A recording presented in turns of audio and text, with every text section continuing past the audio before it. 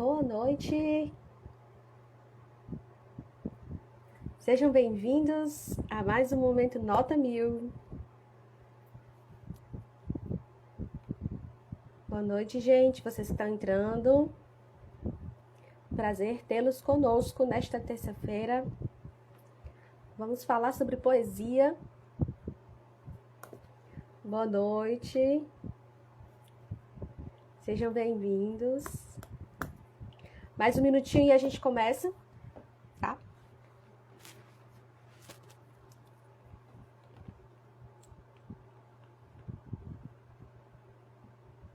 Chamem aí os colegas de vocês, mandem esse aviãozinho que tem aqui no cantinho da tela, ó, para as pessoas, convidem, né, para que a gente possa aí conversar um pouco sobre esse poema que está na lista de leitura obrigatória da Universidade do Oeste do Paraná. Então, se você conhece alguém que vai fazer vestibular lá para aquela região, né, que está se preparando para esse momento, ou que gosta de poesia, então indica aqui a nossa live de hoje, nosso Momento Nota 1000, para que a gente possa conversar um pouco sobre esse poeta que foi Jorge de Lima.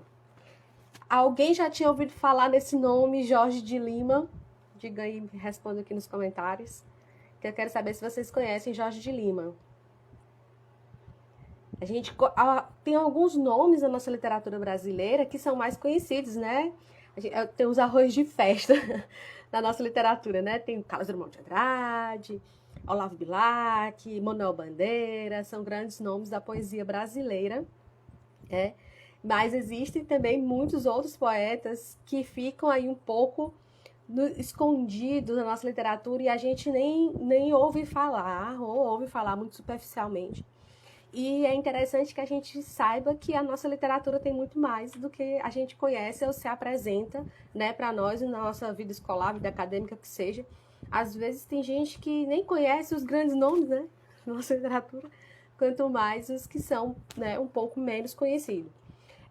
A gente vai falar sobre esse poeta e para a gente entender a poesia de Jorge de Lima, essa em particular, O Acendedor de Lampiões, que é uma poesia linda, muito bonita, né? A gente tem que entender um pouco o período onde ele estava, o momento literário em que ele se encontra, e também para a gente entender que a literatura brasileira do modernismo, mais especificamente, que é onde o Jorge de Lima se situa, ela vai ter umas nuances aqui que a gente precisa, né, aprofundar para entendermos melhor, vamos dizer assim, a poesia, a obra desse autor, tá bom? Então, pra gente situar. Então, Jorge de Lima, ele nasceu em Alagoas, ele é nordestino, em 1895 e morreu no Rio de Janeiro em 1953, certo? Então, vamos situar aqui o Jorge de Lima atuando na primeira metade do século XX, ok?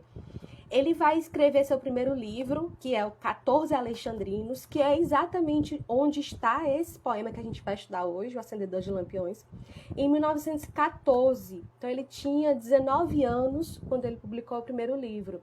Então, vejam aí que ele já era, né, bem avançado para a sua idade. Ele vai depois para Salvador estudar medicina, depois muda para o Rio de Janeiro. Então, além de outras coisas, tradutor, ensaísta, poeta, pintor, ele também era médico e ele também atuou na vida política ali do estado do Alagoas, certo?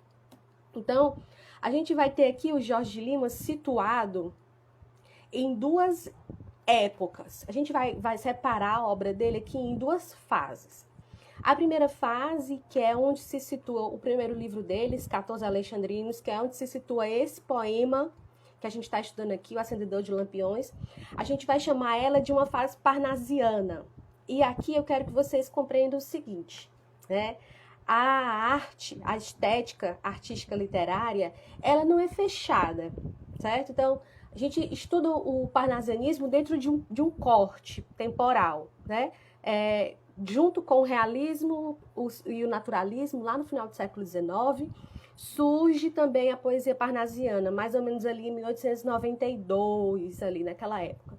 E aí a gente tem grandes nomes da poesia parnasiana, Olavo Bilac, Alberto de Oliveira, entre outros, que vão se destacar mais nessa produção. Contudo, o parnasianismo foi um movimento literário que teve muito sucesso, que teve um alcance de público muito grande, né? A poesia parnasiana, pela estética, e aí a gente é onde mora principalmente a característica mais marcante da poesia parnasiana é a forma dos poemas, né?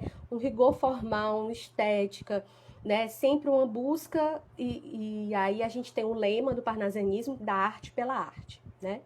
Então, quando o modernismo surge em 1922, com a Semana de Arte Moderna lá em São Paulo, a primeira coisa que os modernistas querem fazer é romper com a estética parnasiana. E aí a gente vai ter um contraponto, e aí é importante que vocês entendam isso, o contraponto que existe entre o modernismo da primeira geração, da geração de 22, com tudo que vinha antes, certo? Não só a poesia parnasiana, mas claro que foi onde eles mais bateram, né? Principalmente na Semana de Arte Moderna em si, onde eles mais bateram foi na poesia parnasiana. Porque o modernismo ele queria trazer para o texto uma liberdade formal, ou seja, nada de regra, nada de rima, nada de forma, liberdade de pensamento, livre expressão, língua falada, a língua escrita do jeito que ela é falada. Então a gente vai ter aí um rompimento com a gramática, a gente vai ter um rompimento com o que eles chamavam de academicismo, né? Ou seja, regras estabelecidas, a forma como escrever um poema, etc., forma fixa. Então tudo isso se rompeu em 22. Tanto é que essa geração de 22 é uma geração muito jovem, e aqui vamos já estabelecer uma diferença entre ela e a próxima que vem, né, em 30. Essa geração de 22, então, ela vai estabelecer aí, vai romper, vamos dizer assim, né, com os preceitos da poesia parnasiana. Mas, como eu estava dizendo no começo, não vamos fechar um período, né, com as suas características. É importante a gente perceber que aqui no Brasil, nossa literatura brasileira, ela não é uma literatura... Aliás, os períodos literários brasileiros, vamos dizer assim, eles não são períodos fechados em si mesmos, né? A gente vai sempre ter uma retomada de uma coisa e outra, né? Algo que foi referenciado no passado volta. Então, se não é estética, é em tema, é em conteúdo. Então, a gente vai sempre ter aí uma coisa que vem e volta o tempo todo, que é da arte, né, como um todo. A gente não vamos aprofundar nesse assunto, mas isso é muito próprio da arte, né? Então, quando o Jorge de Lima escreve, então, seu primeiro livro, 14 Alexandrinas, em 1914, pré-Semana de Arte Moderna, certo? Então, ele vai escrever ainda dentro da característica do parnasianismo, dentro da forma, tanto é que o nosso poema aqui em questão, ele é um soneto italiano, ou seja, 2 quartetos, 2 tercetos, somados 14 versos. Ele está em metro alexandrino, ou seja, ele tem 12 sílabas poéticas, bonitinhas, né? Para quem quiser lá contar, fazer a escansão das sílabas poéticas, você vai encontrar as 12 sílabas poéticas. Ele é um poema todo em verso, todo rimado, bonitinho. É claro que ele é em verso, mas ele é todo rimado, né? Tem toda a rima lá, seguindo, então, essa estética formal parnasiana. Embora o conteúdo, e a gente vai ver isso daqui a pouquinho, né? O conteúdo não expresse tanto mais a estética, aliás, o que o parnasianismo expressava, né? A gente vai ver em relação à temática do poema aqui. Aí sim ele se distancia um pouco do parnasianismo, mas a forma é de um poema parnasiano. Então a gente está diante aí, né, de um poema em estética puramente parnasiana, tá certo? Contudo, né, o Jorge de Lima se rende mais na frente, alguns anos depois, ao modernismo. E aí, no modernismo, a gente vai ver que ele, então, vai abraçar, né, todas as novidades que o período trouxe. Então, ele vai, né, depois de uns anos, abrir mão da forma, abrir mão da forma fixa, né, dizendo assim, abrir mão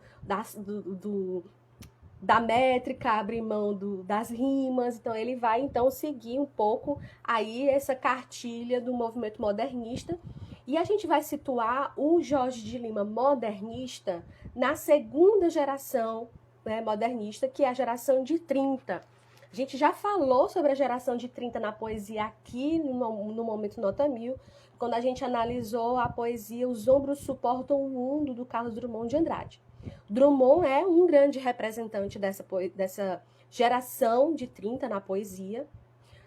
Contudo, e aí eu vou voltar à tecla que eu já bati aqui, as nossas escolas literárias, elas não são fechadas em si mesmas, certo? O Otto Maria Carpo, no estudo de literatura, esqueci o nome dele, do livro do Otto Maria Carpo, que ele faz uma análise da literatura ocidental. Eu acho que é a História da Literatura Ocidental, são 4 volumes. Eu acho que é esse o nome do livro. O Otto Maria Carpo diz que o modernismo brasileiro ele não é homogêneo. E eu achei interessante a escolha dessa palavra homogênea, porque vamos colocar aqui, vamos comparar os 2 poetas que eu falei agora. Se eu pego o Drummond e eu pego o Jorge de Lima, embora eles sejam contemporâneos, embora eles estejam dentro do mesmo período literário, dentro da geração de 30, na poesia, a gente vai ver uma diferença enorme entre os dois. Eles não escrevem no mesmo tipo de estética, eles não escrevem no mesmo tipo de tema, mas eles estão situados quase que didaticamente dentro da geração de 30 poesia. Se a gente pega Cecília Meirelles, que também é desse mesmo período, a gente vai encontrar a mesma diferença, né? A gente não vai encontrar aqui características semelhantes entre eles. Talvez uns temas entre eles vai ter aquela interseção, né? Imagina se a matemática lá vai dando exemplos de matemática. Né? Mas imagina aqueles círculos de matemática, assim, um monte de bolinha, a gente pode encontrar ali, né, uma interseção de temas entre esses poetas, mas não vai ser a regra geral, certo? Então, o que é que vai acontecer? A gente tem, então, esse modernismo não homogêneo, né? Em 30 isso vai se acentuar ainda mais, porque 30 chega para trazer um amadurecimento da literatura brasileira. Se a gente tinha uma geração de 22 jovem, né, radical, que queria romper aí os limites da arte, né, que queria fazer uma coisa totalmente nova, essa geração revolucionária, ela amadurece, certo? Então a gente vai ter em 30 autores, obras, conteúdos, temas, estética, né, bem mais amadurecida, bem menos rebelde e mais preocupada com a arte, né, com a expressividade da sua arte, né, o que a gente vai encontrar aí de modo geral a partir de 30. Mas então 30 inaugura então esse amadurecimento da literatura brasileira, o que a gente vai chamar de fase de consolidação. Se a gente tinha a geração de 22 como uma fase heróica, né, justamente por causa dessa gama, vamos dizer assim, de novidades que eles trouxeram, a gente tem, então, a geração de 30 como uma fase de consolidação.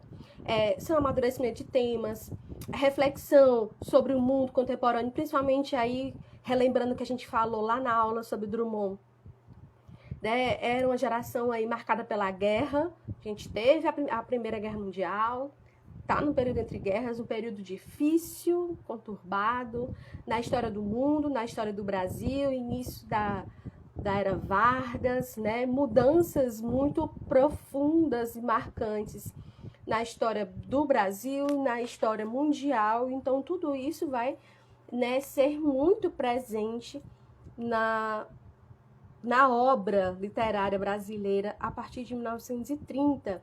É uma temática de cunho social na prosa. A gente já falou sobre isso também quando a gente estava estudando São Bernardo, que foi o nosso primeiro momento Nota 1000, foi sobre a prosa de 30, né? Então, é importante a gente entender, então, que existe um reflexo muito forte do contexto histórico na poesia, na prosa da literatura brasileira a partir de 30. A prosa de 30, ela consegue ser um pouco mais homogênea em relação ao conteúdo, diferentemente da poesia, que a gente vai então aí ter, né, essa reflexão sobre o mundo, né, de pontos de vista diferentes. Então a gente vai ter, portanto, né, obras diferentes por causa disso, né? Se a gente tem um Drummond aí pessimista olhando para o mundo, e revejam aí, né, essa análise do Zombi Suporta o Mundo que a gente fez aqui no Momento Nota 1000, se a gente tem um Drummond aí pessimista, a gente tem um Jorge de Lima que se volta um pouco para o passado, né? Volta para suas raízes. Gosto muito de São Bernardo. A gente vai refazer essa aula. Eu vou já contar para vocês aqui uma novidade. Já. Fiquem até o final que tem novidade, né, aqui no Momento Nota 1000 de novo, certo? Então a gente tem um Jorge de Lima que se volta para suas raízes. Tem uma palavra na literatura que define isso, que é o telurismo. O que é o telurismo? A gente encontra muito isso nas obras de literatura portuguesa. Mas a gente tem essa característica aqui no Jorge de Lima, que é o quê? Ele resgata o amor, né? O tema, o conteúdo das suas raízes, né? Da sua terra natal. Então, a gente vai ter um Jorge de Lima que vai voltar para o interior do Alagoas, né? E aí ele vai se recordar da sua época de criança, quando ele vivia no engenho. Ó, interessante aqui que a gente tem aí o resgate de um passado até histórico do Brasil.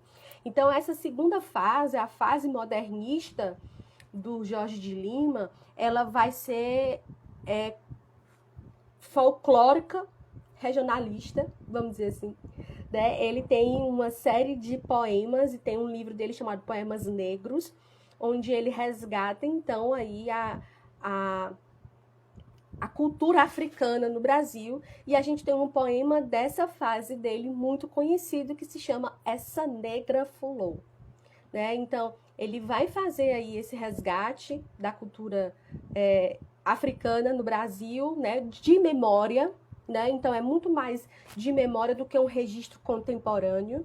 Então, veja, se o Drummond, se o Drummond olha para o futuro e no futuro ele não vê nada, só desespero por causa da guerra, o Jorge de Lima volta para o passado e vai aí lembrar da infância dele. Então, essa marca é muito presente. O autor depois, né, com o tempo, ele vai professar fé no catolicismo, então ele, como um poeta católico, ele vai trazer essa temática também, a simbologia católica muito forte para sua poesia, e aqui eu gosto de comparar ele com um outro autor contemporâneo dele, que era o Murilo Mendes. Murilo Mendes e o Jorge de Lima, geralmente eles são colocados juntos no estudo da literatura, porque eles inclusive têm uma obra em parceria que se chama... esqueci. Tempo e Eternidade. Eles escreveram esse livro juntos, mas, como eu disse, né, mais uma vez, mesmo assim, eles não são iguais, certo? Embora eles tenham temáticas semelhantes, principalmente a temática do catolicismo, que vai ser muito forte, vai refletir muito na obra deles, eles não são autores iguais, certo? Não, tô lendo um, tô lendo o outro, não sei quem é quem. Dá para diferenciar. Mais uma vez, como disse Otto Maria Carpo, nosso modernismo brasileiro não é homogêneo, certo? Então, lembrem disso aí sempre, tá bom? Então, uma das maiores obras do Jorge Lima, então, já no fim da sua vida, publicada em 1952, no final, a última obra que ele publicou, né, ele morreu um ano depois, se chama Invenção de Orfeu, que é um grande poema épico, e aí, mais uma vez, a gente tem um retorno do Jorge de Lima às suas origens de poeta parnasiano, então ele vai escrever esse épico, né, em forma fixa, ele vai contar aí as sílabas poéticas mais uma vez, vai voltar à metrificação, né, e ele vai escrever esse livro, né, que fala do contato entre o homem e o universo, né? Então, é um poema aí que um livro, né, na verdade, que a gente vai então encontrar um pouco da estética do surrealismo, né, muito presente no modernismo, né, as vanguardas europeias que vieram, né, para o Brasil. Então a gente vai encontrar aí um pouco das características do surrealismo nesse livro Invenção de Orfeu, que foi o último livro escrito, então, pelo Jorge de Lima, tá? Alguma pergunta até aqui para a gente ir para o poema? Quem quiser, a hora é agora.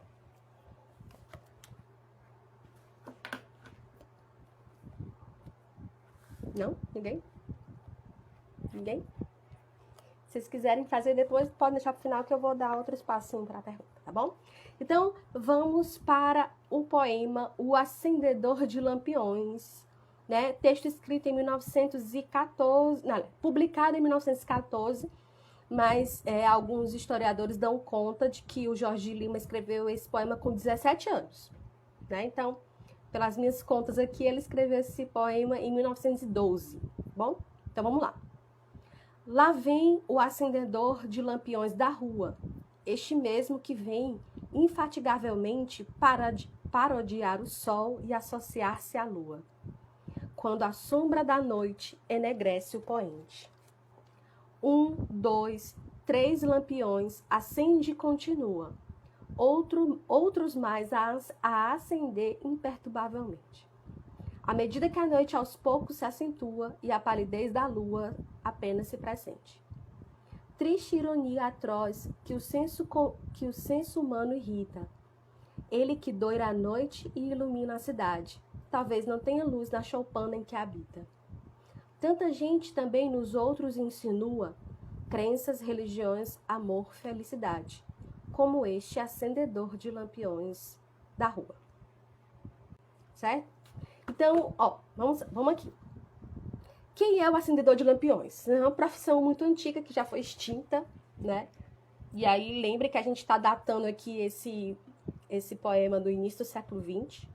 A gente ainda não tinha uma homogeneidade, não sei se eu estou falando essa palavra direito, né?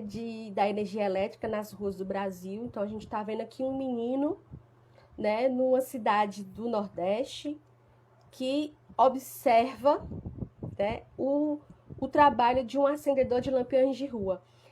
O que são lampiões de rua, né? Os nossos conhecidos postes de rua, né? Que eram, então, eles eram acesos através desse trabalho aqui humano de um por um acendendo aí o gás desses lampiões de rua. Então, ele vai fazer uma pintura muito bonita, eu diria, né? Dessa cidade que vai aos poucos se iluminando. A gente tem aqui, ele faz uma antítese, e aí lembrem aí que dessa figura de linguagem. Boa noite, seja bem-vindo. Quem está chegando agora, Josué, seja bem-vindo. Dessa figura de linguagem, a antítese, que é quando você coloca duas coisas diferentes no mesmo verso, ou então você aproxima essas duas coisas diferentes. Então ele fala, ó, parodiar o sol e associar-se à lua. Então, a gente tem aí essas duas imagens, sol e lua juntos no mesmo verso. Então, ele diz, ó, lá vem, né? Então, imagina que ele está se aproximando. Vamos fazer esse exercício de imaginação. Lá vem o acendedor de lampiões, lá vem esse homem, né, nesse trabalho, né, com a vara acendendo os postes de rua. Né? E a cidade está caindo à noite, ela está começando a escurecer. Ele fala, ó, quando a sombra da noite enegrece o poente. Então, ó, o sol está se pondo, está baixando a luz, né? E tudo vai ficando, então, de repente, muito mais escuro do que o normal. E aí vem esse homem, devagarzinho, fazendo esse trabalho de acender os postes da rua. Né? 1, 2, 3, olha só que interessante. 1, 2, 3 lampiões, acende e continua. Outros mais a acender imperturbavelmente. À medida que a noite aos poucos se acentua e a palidez da lua apenas se pressente. Ó, esse estado de penumbra, né? Não anoiteceu totalmente, mas o sol já está quase indo embora. Então, a gente está naquele estado assim de penumbra, né? Aquela meia luz, aquela coisinha bem, né? Bem fraca. Então, você nem enxerga totalmente, existe então aquela coisa. A palidez da lua apenas se pressente. A lua ainda está apagadinha lá no céu. O sol está se pondo, então a gente está aí vendo os dois quase juntos no céu, né? Às vezes a gente consegue ver os dois quase juntos no céu. O sol tá baixando, a lua tá aparecendo, mas ela ainda tá meio pálida, né? Então ele vai dar conta aí de todas essas cores. E aí eu disse para vocês que, embora a estética seja parnasiana, né? O verso alexandrino, o soneto, né? Dividido bonitinho aqui em 2 quartetos, 2 tercetos, bem dentro do padrão do soneto italiano. A gente tem aqui uma temática e um exercício de cores, de símbolos, de imagens que retoma a literatura simbolista no Brasil. O simbolismo, ele apareceu no Brasil quase no final do século XIX, início do século XX, então a gente está bem aqui nesse intervalo de tempo. Só que o simbolismo, ele não teve tanta expressividade, justamente como eu tinha dito para vocês, porque o parnasianismo, ele tinha muita força de público, né? Ele tinha um alcance muito grande. Então, quando o simbolismo aparece, ele não vai ter a mesma proporção, ele não vai ter o mesmo público, né? Ele vai ficar muito restrito a algumas regiões, a alguns leitores. Contudo, a gente tem aqui esse poema do Jorge de Lima, né, que traz aí um pouco do gosto, a gente não pode cravar ele como uma poesia simbolista, mas ele traz um pouco do gosto, vamos dizer assim, né, do que era o simbolismo, né, principalmente por esse jogo aqui de luz e sombra, né, olha só como a estética é importante, esse jogo de luz e sombra que a gente está vendo, né, nesse poema. A luz está baixando, a luz natural está baixando, né, tá ficando tudo escuro, né, como é que ele diz aqui? A sombra da noite enegrece o poente e a palidez da lua apenas se pressente, ó. A gente não tá vendo a luz da lua ainda, a gente só pressente que ela tá vindo, né? Então, enquanto a gente tem aí esse esquema, né, de pouca luz, lá vem o acendedor de lampiões, acendendo um por um desses postes de rua, certo? Então, veja que imagem bonita. Eu particularmente acho muito bonito esse poema de Jorge de Lima. Então, ele vai, aí no primeiro terceto, ele coloca aqui uma imagem super interessante, aí a gente já tem um prenúncio daquilo que vem aí no modernismo. Então, veja que é um poema que passa por todas as estéticas desse período aí do século, que é essa crítica social que ele traz aqui, olha só. Triste ironia atroz, que o senso humano irrita. Ele que doira a noite e ilumina a cidade. Ele que doira a noite e ilumina a cidade, talvez não tenha luz na choupana em que habita. Então, assim, olha, o cara que trabalha acendendo a luz na rua da cidade, talvez não tenha luz na sua própria casa, né? E choupana aqui ainda dá uma ideia de ser um casebre, né? O que é uma choupana? Choupana é um casebre, né? Um lugar, um barraco, vamos dizer assim. Então, ele talvez não tenha luz na choupana em que habita. Se não tinha energia elétrica na cidade, imagina nas casas das pessoas mais pobres. Então, ele traz aí essa crítica um pouco contundente aqui no primeiro terceto do poema. Aí, no final, no segundo terceto, ele diz, né? Tanta gente também nos outros insinua crenças, religiões, amor, felicidade, como este acendedor de lampiões da rua. Então, quanta gente existe no mundo que traz para nós essa luz, né? Crenças, religiões, amor, felicidade, são pessoas que nos tiram do breu, da penumbra e trazem para nós a luz, né? A luz através de conhecimento, através de exemplos de vida, através, né, de diversos modos e maneiras, né? Vamos dizer assim, eu aqui nesse momento estou sendo um acendedor de lampião aí para você, né? Estou trazendo para você um conhecimento, uma crença, um amor, uma alegria, alguma coisa que está acendendo dentro de você, né? Essa luz, né? Então, veja como ele traz aqui, ele dá uma invertida no tema, no conteúdo, e ele fala, né?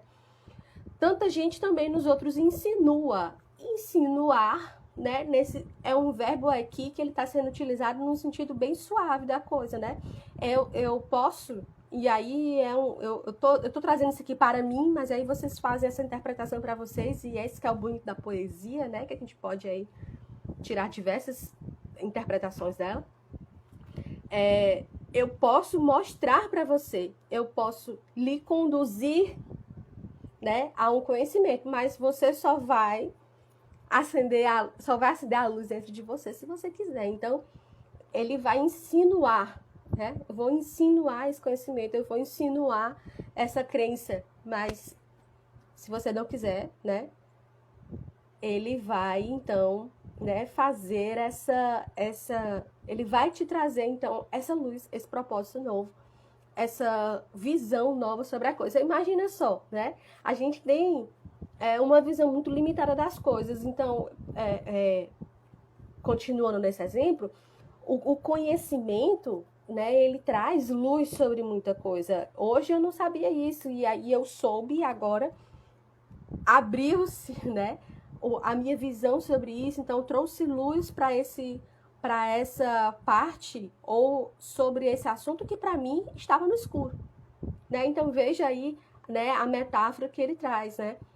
A gente tá numa penumbra. Imagine aí a cidade como uma área de conhecimento ou um assunto que você não conhece.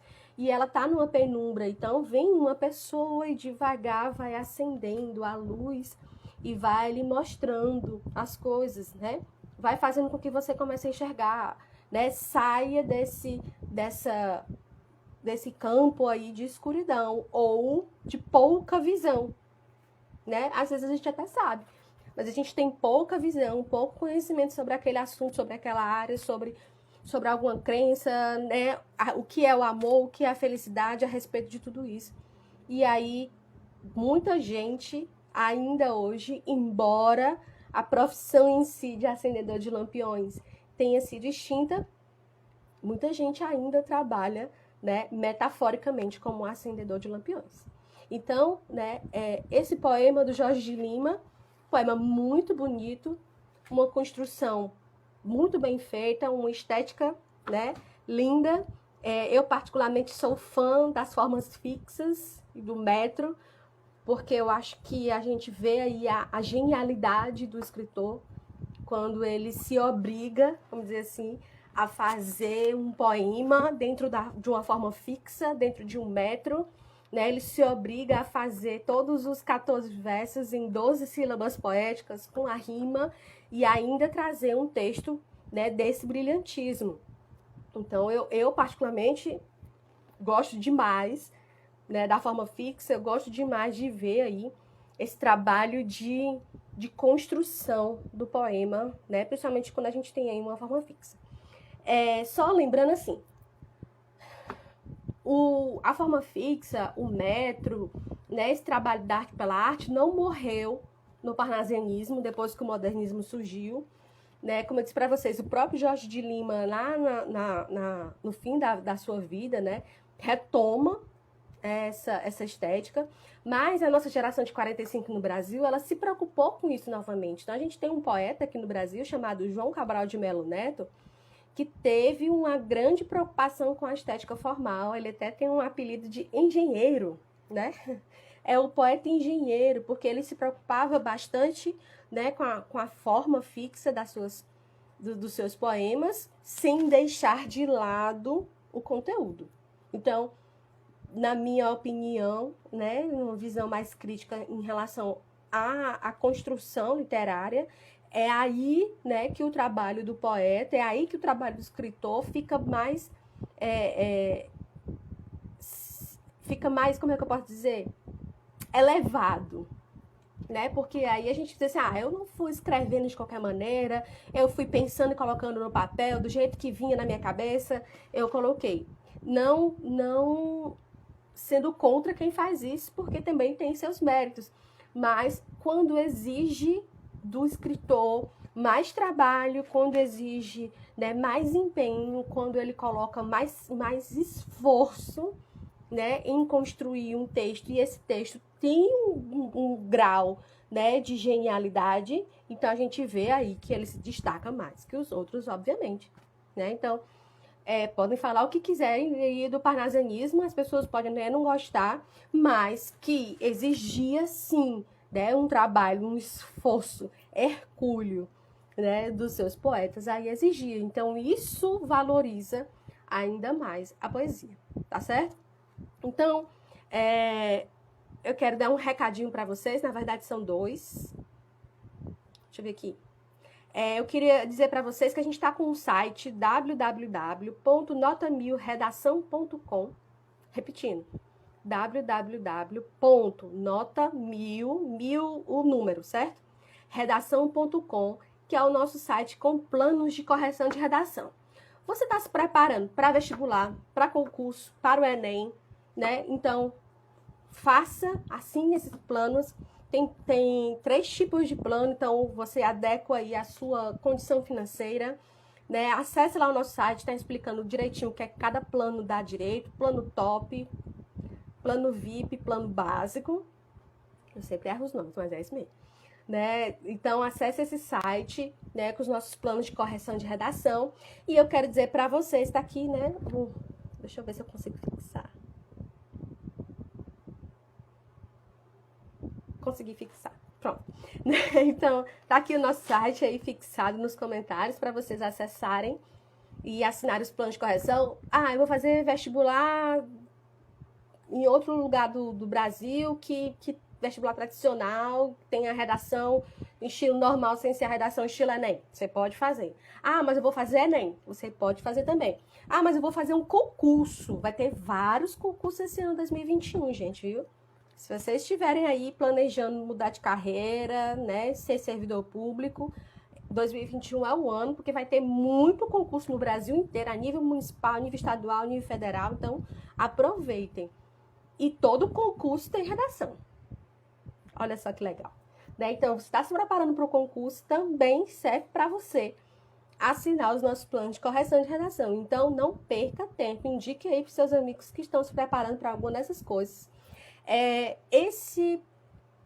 A análise desse poema que a gente fez hoje também vale para quem vai fazer, mais uma vez, né, o vestibular da Universidade do Oeste do Paraná. É uma das obras, um dos textos pedidos. Esse poema é O Acendedor de Lampiões, de Jorge Lima, e ele vira e mexe, cai aí nos vestibulares. Então, se você aí está se preparando para o vestibular, não pense que, né, eu não vou fazer vestibular no Paraná, então não importa para mim. Importa, né? Porque, como eu disse, esse poeta, ele pode estar um pouco aí no underground, né? Pode estar um pouco escondido, mas ele também é um poeta que cai muito, que é muito cobrado, né? Que vira e mexe, aparece aí nas nossas provas. FUVEST, Unicamp, né? Universidades do Paraná, do Rio Grande do Sul, toda aquela região ali do sul e sudeste do Brasil, que ainda aplicam o vestibular tradicional, que tem a nota das suas próprias provas, além do Enem. Tem uma lista aí de livros e de obras bastante extensa. Por isso, a nossa novidade aqui, né, a partir da semana que vem, a gente vai iniciar um projeto no nosso canal no YouTube chamado Literatura no Vestibular. Terça-feira que vem, a gente ainda vai dizer o horário direitinho para vocês. A gente vai fazer uma live no YouTube com a análise da primeira obra, que é uma obra que vai cair no vestibular da FUVEST, que se chama Campo Geral, de João Guimarães Rosa. Então, a gente vai divulgar aqui direitinho o horário para vocês, mas já se programe na próxima terça-feira no YouTube. A gente vai começar o nosso projeto Literatura no Vestibular, tá certo? Aí, mais uma vez eu digo, mas eu não vou fazer FUVEST, professor, e aí? Não tem problema, né? É uma análise literária, é um autor carimbadíssimo nas bancas, nas provas do Brasil inteiro. Guimarães Rosa cai em todos os vestibulares do Brasil, inclusive o nosso querido Enem, certo? Então, não vai deixar de ser conhecimento para você, além de contribuir na construção do seu repertório sociocultural, que vocês sabem que é importante para toda e qualquer redação dissertativa argumentativa. Dissertativa argumentativa.